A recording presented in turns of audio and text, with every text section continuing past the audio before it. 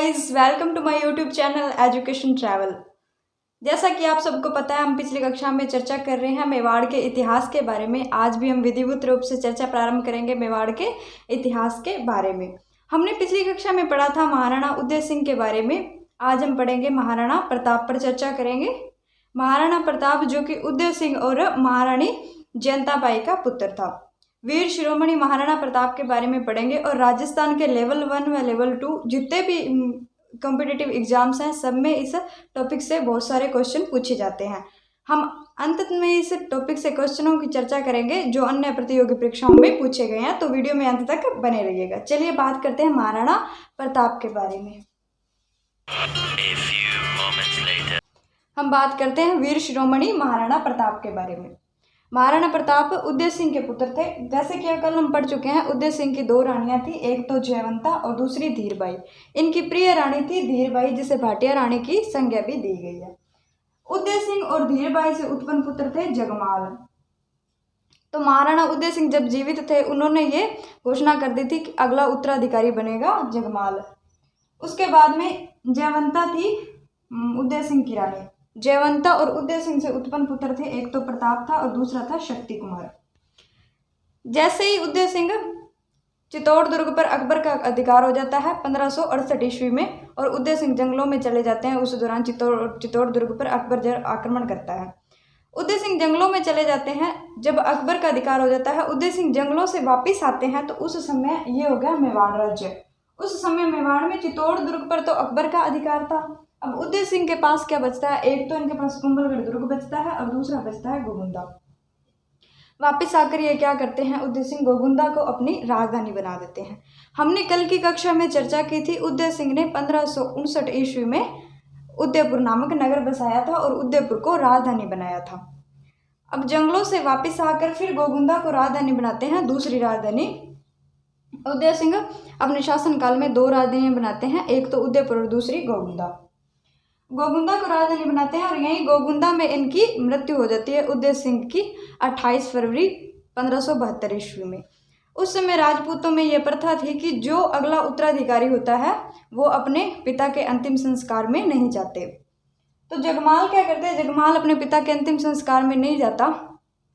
दूसरी तरफ जो प्रताप और शक्ति कुमार होते हैं ये अपने पिता के अंतिम संस्कार में जाते हैं।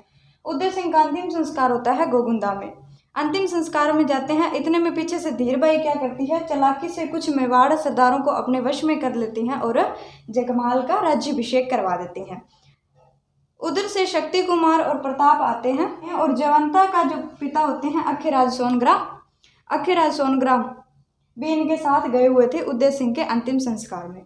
जब ये वापस आते हैं तो अखीराज सोनग्रा क्या करते हैं? प्रताप के नाना होते हैं, प्रताप के नाना अखीराज सोनग्रा अपना अंगूठा काट कर और जो महाराणा प्रताप होता है उनके राज तिलक कर देते हैं, उनका राज्याभिषेक कर देते हैं। उसी समय एक आदमी होता है कृष्णदास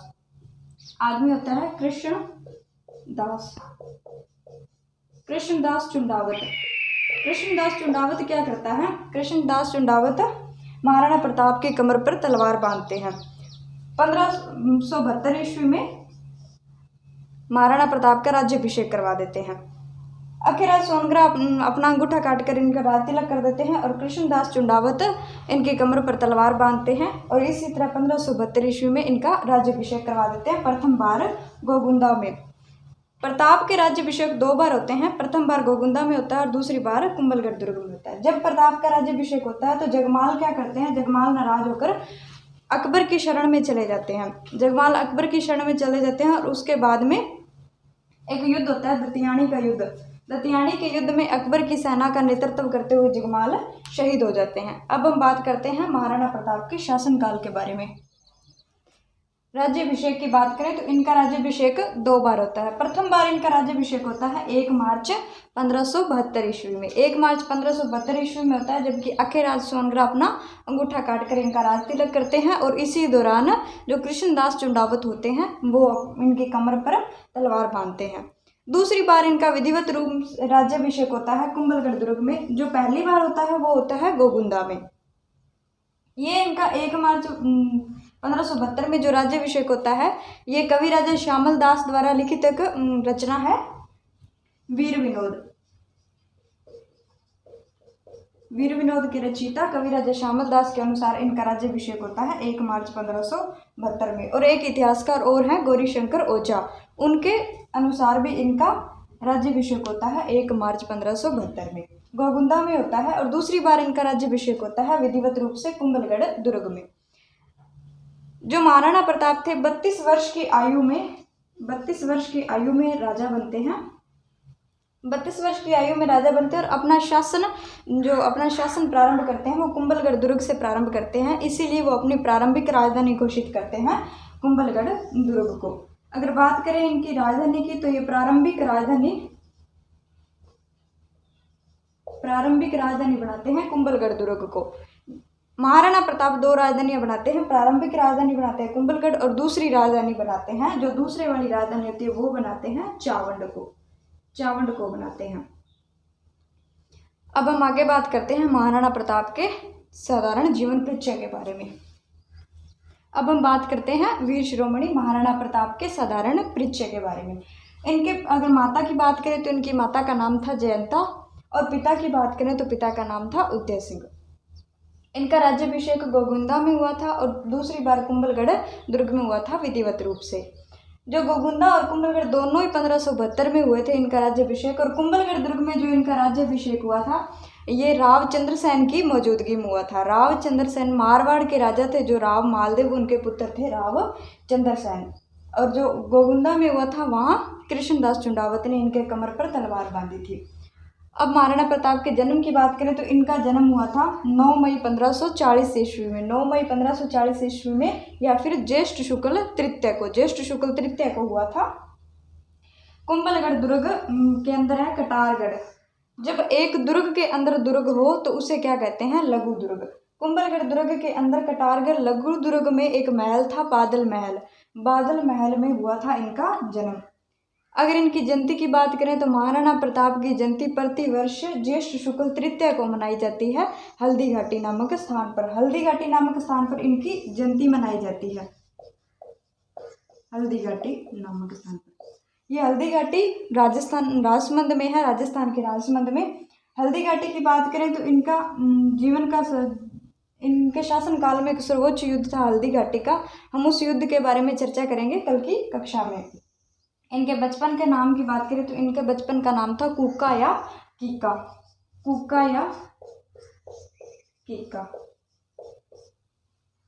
किक्का। इस नाम से सबसे ज़्यादा इन्हें भील संबोधित करते थे महाराणा प्रताप को। ये छोटे बच्चे का शब्द सूचक है कुका या किक्का। फिर उसके बाद में इनके उपनाम की बात करें तो इनके उपनाम थे एक तो मेवाड़ केसरी।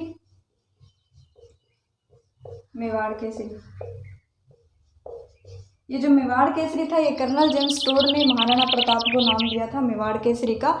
और दूसरा इनका नाम है हल्दी घाटी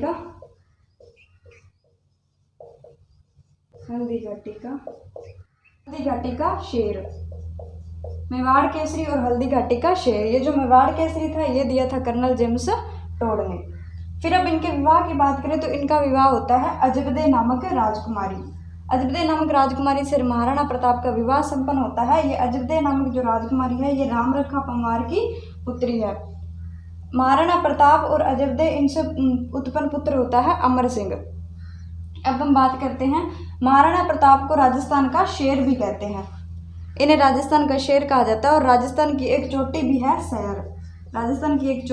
सैर, जो राजस्थान की दूसरी सर्वोच्च चोटी है। प्रथम है गुरु शिखर, दूसरी सर्वोच्च चोटी सैर है, जिसकी ऊंचाई की बात करें तो उसकी महाराणा प्रताप की मृत्यु हुई थी 1597 में और सैर की ऊंचाई है 1597 मीटर। हमने इस कक्षा के प्रारंभ में बात की थी कि इसमें इम्पोर्टेंट क्वेश्चन कौन कौन से निकल कर बाहर आते हैं। महाराणा प्रताप के बारे में बहुत सारे एग्जामों में क्वेश्चन पूछे जाते हैं। हम उन क्वेश्चनों के बारे में चर्चा करते हैं और देखते हैं कौन से क्वेश्चन है। चलिए बात कर लेते हैं महत्वपूर्ण क्वेश्चनों के बारे में। महत्वपूर्ण क्वेश्चन जो अन्य प्रतियोगी एग्जामों में पूछे गए हैं या फिर आगे आ सकते हैं। तो सबसे पहले क्वेश्चन बनता है महाराणा प्रताप का जन्म कहाँ हुआ। तो जन्म की अगर बात करें, अगर कहाँ हुआ पूछ ले तो बताएंगे कटारगढ़ में। कुंभलगढ़ दुर्ग में कटारगढ़ लघु दुर्ग है और कटारगढ़ लघु दुर्ग में बादल महल है, बादल महल में हुआ था इनका जन्म। अगर पूछें कि महाराणा प्रताप का जन्म कब हुआ था कब हुआ था पूछे तो 9 मई 1540 में, 9 मई 1540 में हुआ था, ज्येष्ठ शुक्ल तृतीया को। फिर दूसरा नंबर क्वेश्चन ये बनता है कि महाराणा प्रताप का बचपन का नाम क्या था। महाराणा प्रताप के बचपन का नाम था कुका या कीका। फिर आगे देखते हैं, आगे क्वेश्चन बनता है कि महाराणा प्रताप का राज्याभिषेक कहाँ हुआ था। अगर आपको ऑप्शन में गोगुंदा मिले तो गोगुंदा में हुआ था, और अगर आपको ऑप्शन में कुंभलगढ़ मिले तो कुंभलगढ़ दुर्ग में हुआ था। दोनों में से कोई भी ऑप्शन में आ सकता है, गोगुंदा भी आ सकता है, कुंभलगढ़ भी आ सकता है, क्योंकि महाराणा प्रताप का राज्याभिषेक 2 बार हुआ था।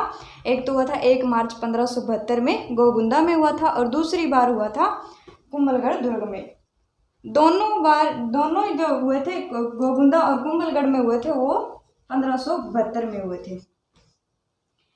दूसरा पूछ सकते हैं राज्याभिषेक कब हुआ था। 1572 में हुआ था। राणा प्रताप को मेवाड़ केसरी की संज्ञा किसने दी थी। ये क्वेश्चन भी एग्जाम में बन सकता है, इम्पोर्टेंट है, इसको तो ऐसे इम्पोर्टेंट लगा लेना, इम्पोर्टेंट है। राणा प्रताप को मेवाड़ केसरी की संज्ञा किसने दी। कर्नल जेम्स टॉड ने दी राणा प्रताप को मेवाड़ केसरी की संज्ञा। फिर आगे क्वेश्चन ये भी बन सकता है, राणा प्रताप के राज्याभिषेक के समय मारवाड़ के किस शासक की मौजूदगी में हुआ। राणा प्रताप का राज्याभिषेक मारवाड़ के किस शासक की मौजूदगी में हुआ, तो वो थे रावचंद्र सेन। रावचंद्र सेन की मौजूदगी में हुआ था। रावचंद्र सेन की मौजूदगी में महाराणा प्रताप का राज्याभिषेक हुआ था कुंभलगढ़ में। अगर ये भी क्वेश्चन पूछ ले कि महाराणा प्रताप के कमर पर तलवार किसने बांधी थी, तो कृष्णदास चुंडावत ने महाराणा प्रताप के कमर पर तलवार बांधी थी। तो दोस्तों बताइए आज की क्लास कैसे लगी। अगर आपको क्लास पसंद आई हो तो लाइक ज़रूर करना। धन्यवाद।